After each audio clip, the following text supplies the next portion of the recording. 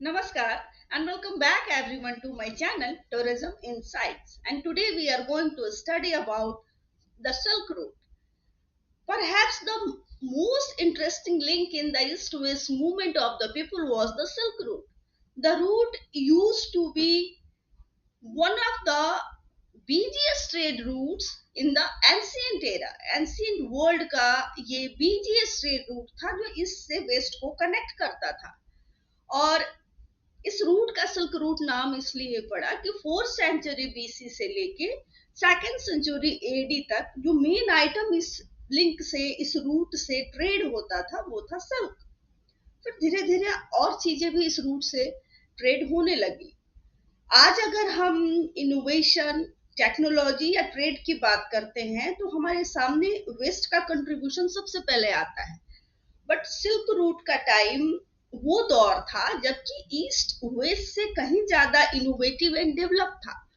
Paper, gunpowder, stirrup, mouldboard, plough, ये सब east में इनोवेट हुए और ईस्ट से वेस्ट यानी यूरोप तक इसी रूट सिल्क रूट के थ्रू गए। एंड दैट टाइम ये वेस्ट डोमिनेशन को चैलेंज कर सकता था।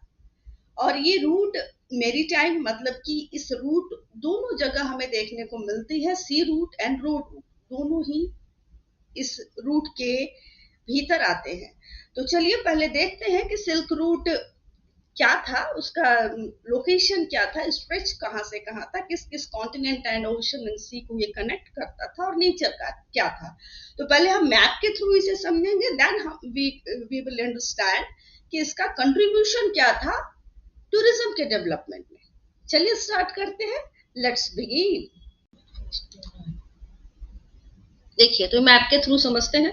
जैसा कि मैंने आप लोगों को बताया कि सिल्क रूट जो था वो आपका land route and sea route दोनों ही था। जो रेड से दिख रहा है ये आपको ये लैंड रूट है और ये ब्लू से दिख रहा है ये आपका सी रूट है। और ये मैंने आपको बताया कि ये ईस्ट को वेस्ट से कनेक्ट करता है, ठीक है। और ये East Asia and South East Asia को South Asia, East East Africa, Arabian Peninsula, Persia and ये रोमन रोमन एम्पायर यानी कि साउथ यूरोप तक कनेक्ट करता है, ठीक है। ये आपको दिख रहा है क्लियरली। तो इस तरह से इस सिल्क रूट से हमारा ट्रेड हुआ करता था। इसमें केवल गुड्स ही ट्रेड नहीं हुआ करते थे, इसमें जैसे कि horses, gold, mouldboard, plough, paper, gunpowder, इन चीजों के अलावा कल्चरल एंड क्या क्या कल्चरल और आपके आइडियाज है ना, कल्चर, कस्टम, रिलीजियस, ये सारे चेंजेस भी एक्सचेंज इस रूट से हुआ करते थे। इकोनॉमिकल एंड कमर्शियल कनेक्शन को इसने प्रमोट किया। ईस्ट वेस्ट के इकोनॉमिकल एंड कमर्शियल पॉलिटिकल तीनों कनेक्शन को इसने क्या किया, प्रमोट किया। और जो कल्चरल, इसीलिए इसे कल्चरल रूट भी कहते हैं, कल्चर एंड रिलीजन का भी इसमें एक्सचेंज हुआ करता था। कल्चरल सिग्निफिकेंस को देखते हुए चीन का यहाँ पे चेनक्यांग एंड तेनसियांग कॉरिडोर है, इसको 2014 में यूनेस्को ने वर्ल्ड हेरिटेज घोषित कर दिया। और यहाँ पे इसका संघाई एंड बीजिंग है चीन का, जो कि ईस्टर्न एंड कहलाता है इस रूट का। इस रूट पे कई जो एंशियंट टाइम में कई यहाँ पे सिटीज जो थी वो डेवलप थी इस रूट पे, जो कि काफी प्रॉस्पर थी। क्यों प्रॉस्पर थी? इस ट्रेड की वजह से बहुत प्रॉस्पर थी, जिसमें सबसे इंपॉर्टेंट ये आपका समरकंद आता है। समरकंद सबसे इंपॉर्टेंट है क्योंकि ये उस समय का one of the largest cities हुआ करता था, जिसको कि सभी कॉन्कर करना चाहते थे। इसको तैमूर ने अपना कैपिटल बनाया था, फिर बाबर ने भी इसे कॉन्कर करना चाहा, पर वो ब्रीफली ही इसे कॉन्कर कर पाया। अगर हम मेरीटाइम सी रूट की बात करते हैं तो यहाँ पे जो विंटर में यहाँ पे वो रिवर के फ्लो को फॉलो किया करते, उसी के अकॉर्डिंग ट्रेडर जो थे वो ट्रेड किया करते थे। तो जो विंटर विंड जो थी वो साउथ ईस्ट से चला करती थी, और जो समर में जो विंड थी वो कहाँ से चला करती थी, वो वेस्ट साउथ वेस्ट से चला करती थी। इसीलिए वो साउथ वेस्ट में अरेबियन एंड पर्सियन और इजिप्शियन जो थे वो इंडिया आया करते थे और विंटर में वापस होते थे, क्योंकि ये विंड जो थी इन्हें ईस्ट की ओर पुश करती थी समर में और वेस्ट की ओर पुश करती थी विंटर में, ठीक है। और इस कमीशन होने के पहले ये जो रूट था आपका trade route, silk root commission होने के पहले भी जो जो ये जो ईस्टर्न पार्ट था, जो साउथ एशिया का, जो सेंट्रल एशिया का पार्ट था, यहाँ इनोवेशन हो रहे थे, कमर्शियल ट्रेडिंग भी हो रही थी, डेवलपमेंट पूरी तरह से हो रहा था। वो किस रूट से हुआ करता था? उस समय आपका एक स्टेप रूट था जो कि यहाँ पे डेन्यूब रिवर से स्टार्ट होके और ये यहाँ पे ईस्ट चाइना से होता हुआ अटलांटिक में चला जाता। तो ये स्टेप रूट के थ्रू, सिल्क रूट के पहले इस रूट से ट्रेड हुआ करता था। जो सेंट्रल एशिया के हॉर्स ब्रीडिंग थी वो बहुत ही अच्छी थी, बहुत हेल्दी हॉर्स हुआ करते थे, जिसे कि चाइनीज हेवनली हॉर्स करते थे। तो इसी स्टेप रूट से हॉर्स का ट्रेडिंग चाइना में होता था, इसी रूट से गोल्ड जाता था चाइना, ठीक है। उसके बाद सिल्क रूट हमारे सामने आया, ठीक है। और उसके बाद से डिफरेंट डिफरेंट डिफरेंट एम्पायर ने इस रूट को प्रॉस्पर किया। रोमन एम्पायर ने जब इजिप्ट को कॉन्कर किया तो ये इस रूट को ज्यादा ज्यादा कह सकते, ज्यादा तेजी से ये फ्लरिश हुआ, क्योंकि जो इजिप्ट जो था वो यूरोप अफ्रीका एंड एशिया तीनों को कनेक्ट करता था। तो इसलिए रोमन एम्पायर ने इस रूट को कहाँ तक बढ़ा दिया? इंडिया में ये भरूच है, गुजरात के भरूच तक, और ये सिंध और पेशावर जो अभी पाकिस्तान में आता है, यहाँ तक इस रूट को रोमन ने कनेक्ट कर दिया। साउथ की बात करें तो ये उत्तर पथ से एंड ये जीटी रोड से भी कनेक्टेड था, ग्रैंड ट्रंक रोड कहते हैं, ठीक है। तो इस तरह से ये हम देखते हैं कि सिल्क रूट के थ्रू ट्रेड हुआ करता था उस समय। फिर बाद में ये कई बार बंद भी हुआ ड्यू टू एम्पायर, जब डिक्लाइन हुए सारे एम्पायर साम्राज्य का डिक्लाइन हुआ तो ये रूट ऑलमोस्ट बंद हो गया था, ठीक है, क्योंकि छोटे छोटे रीजनल पावर एक्टिवेट हो गए थे और ये इन एम्पायर के डिक्लाइन से इस पे ट्रेड और कॉमर्स जो था वो बंद हो गया था। बट फिर स्वेज के और इसी समय जब रोमन एम्पायर थे उस समय इंडियन में ग्रीस कल्चर को बहुत ज्यादा इन्फ्लुएंस हुआ। ग्रीस कल्चरल के इन्फ्लुएंस होने से इंडो ग्रीक कह सकते हैं, किसी गांधार शैली कहते हैं, उस समय यहाँ पे प्रॉस्पर हुई या स्टेब्लिश हुई, ठीक है। उसके बाद से जब स्वेज कनाल बना तब एशिया एंड यूरोप का ट्रेड जो है, एशिया यूरोप का ट्रेड, स्वेज कनाल बना तो एशिया एंड यूरोप का ट्रेड फिर से स्टार्ट हुआ। But world war and cold war के समय इसे कई बार ब्लॉक करना पड़ा। फाइनली 1990 में 1990 में चाइना के ग्रोथ के साथ सिल्क रूट रिवाइव हुआ और वर्ल्ड का 40% ट्रेड जो है इसी रूट से स्टार्ट हो गया, स्पेशली मेरीटाइम रूट से। तो ये था सिल्क रूट, आपको समझ में आया होगा। और इंडिया में जो इंपॉर्टेंट सिल्क रूट साइट्स थे उसको हम लोग देखते हैं। इंडिया के जो इंपॉर्टेंट सिल्क रूट साइट थे वो थे इंद्रप्रस्थ। 12 इंपॉर्टेंट साइट्स थे, जिसमें कि 9 ऐसे थे जिसको कि यूनेस्को वर्ल्ड हेरिटेज के साइट के टेंटेटिव लिस्ट में आप देख सकते हैं। इंद्रप्रस्थ, श्रावस्ती, कौशाम्बी, कुशीनगर, वैशाली, विक्रमशिला, अरिकमेरु, कावेरीपट्टनम, नालासोपारा, ये 9 ऐसे थे साइट्स जो कि इंडिया में उस समय सिल्क रूट के साइट्स थे।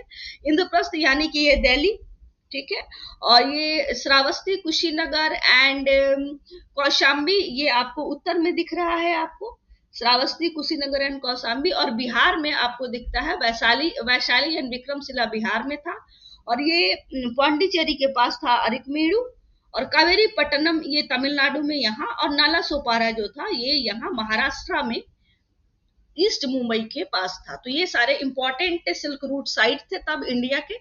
और जैसा कि मैं थोड़ा सा बता देती हूँ आपको, ये था आपका स्वेज कनाल, ये स्वेज कनाल है, ठीक है। स्वेज कनाल बना आपका, तो तब स्वेज कनाल के बनने से यूरोप और इंडिया का ट्रेड जो है वो ज्यादा इजी हो गया, रिवाइव हो गया, डिस्टेंस कम हो गया। पहले जब वास्को डी गामा ने 1498 में ये केप ऑफ गुड होप के थ्रू इंडिया को खोजा था, या मेरीटाइम रूट जब उसने खोजा,